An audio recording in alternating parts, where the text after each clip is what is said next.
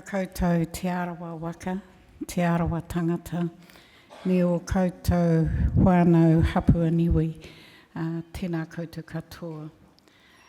Kia koe pihopa, ka nui te mihi kia koe, me aina toki, tēnā koe, tēnā kōrua, kia tātou katoa, tēnā tātou. Well, I titled my speech this morning, Let Our Hope, Not Our Hurt, Form Our Future. So it's quite good to hear the theme of hope continuing to come through, because that is about our future. As I was looking up the program for the hui today, I found the most beautiful waiata that came up when I typed in the word Turamarama. It is a Tahitian waiata called Te Tama Maiohi, and it felt to me like a song that was sent to us all. The words were, the birds are singing in the sky to you, the child of the land. You are like a star in the sky, lighting up my life. I miss you in my thoughts every day. You're the foundation of my life that remains in my heart. All the happiness to you, child, my Polynesian child. So this hui, Turamarama ki te ora, is our chance to sing our songs, to reflect on those stars above who remain ever present in our memories, our tears, and our never-ending love. I want to start off first by acknowledging someone very special to us all, and particularly to me, Matua Te Ariki Mōrehu. You have been a guiding light for so many of us in understanding how to live through the pain of loss. We have felt the harrowing grief that came with the loss of your mokopuna hōhepa, and we have learned about courage and an all-enduring strength to carry the heavy responsibility of finding hope in the darkest days. The search for hope is the single most important factor in creating a new path forward after suffering the impact of suicide amongst our whānau. How do we learn to dream again without waking in tears? When can we begin to imagine what happiness feels like, to paint, to dance, to laugh, to sleep easy? It is in the capacity for hope that we can create the energy and the reason for taking each new tentative step forward. The question is, how do we teach our tamariki strategies for survival, the techniques of optimism that can insulate them from harm? Wakahaurua, the National Maori Community Suicide Prevention Program, relies on the concept of rārangihia te taura uri tangata, to weave whānau together in such a way that they can weather the harshest storms. Our whānau create spaces to protect their most vulnerable by drawing on the karakia, kawa and kaupapa that keep them strong.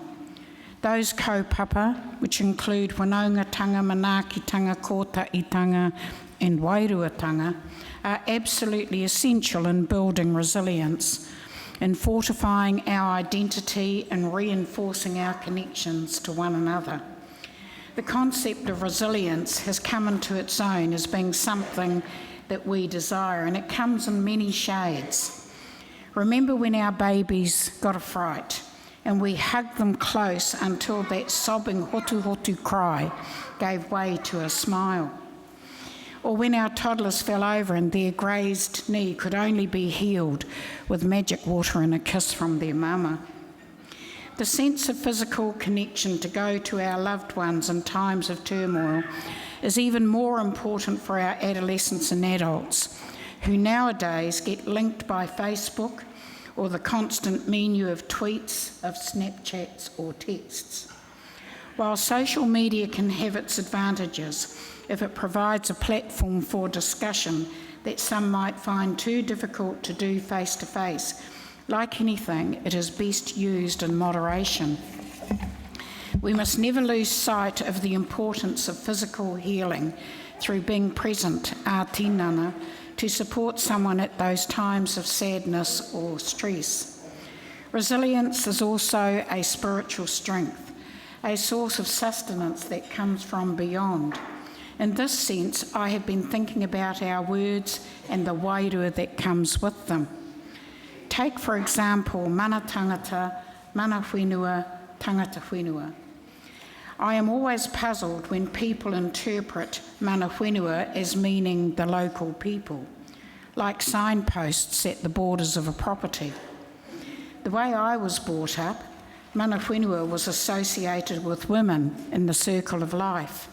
It is the relationship between our placenta, our whenua, going back into our Mother Earth, nurturing her and returning back to the people through hua whenua, through hua rākau. The power of the whenua is circular. It is a mutually reinforcing relationship. From where I come from, we say ko au te awa, ko te awa ko au. We are one and the same. That spiritual connection we have as tangata whenua is reflected in Heni Mōrehu's beautiful story, The Tree of Life, in which a mum shares her journey with grief that is cut into the tree of life for her whānau. With every branch that falls, we need to find the source of sustenance that allows the other branches to grow back, to thrive and become a sturdy foundation for new buds to bloom. And that is where we come back to the focus on healing, on hope and on kaupapa. I called the presentation, Let Hope Not Hurt Form Our Future. Just as we trample the house when a loved one has died, we need to trample the land to reconnect with our wakapapa, whenua, te reo and wairua, to feel the land under our feet. That is what it means to be truly grounded, to awaken the life essence of our whānau by connecting back to where we come from. It's about wakahoho Maori, revitalising the sense of mana, of the protection of wairua, the joy and awe that comes with te ihi, te wehi, te wana. It is about whānau ora. I don't want to pretend that it always happens easily, because we know that that's not true. I know from my own cousins that they have never recovered from wakamomori that occurred within our mid-17 years ago.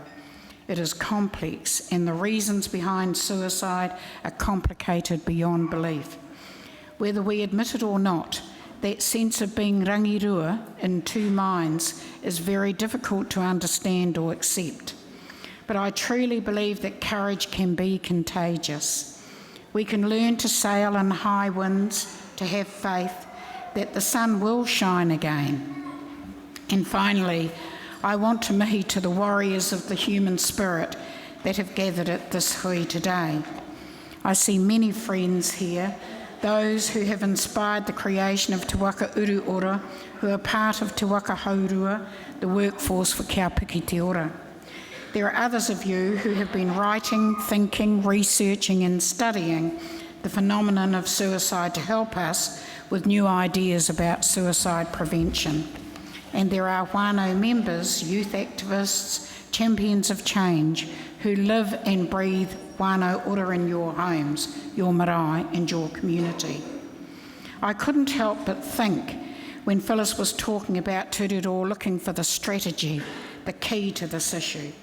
And the strategy is whānau ora. That is the strategy that we should all be looking to help to guide us forward into our future, because it is about restoring that self-belief within whānau that they can do and they can be.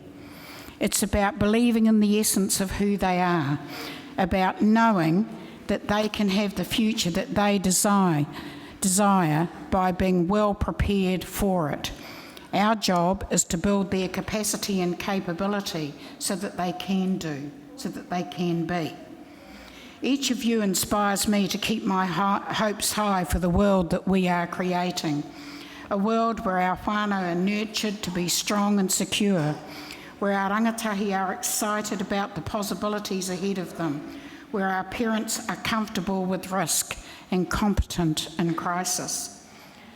Keep our connections strong.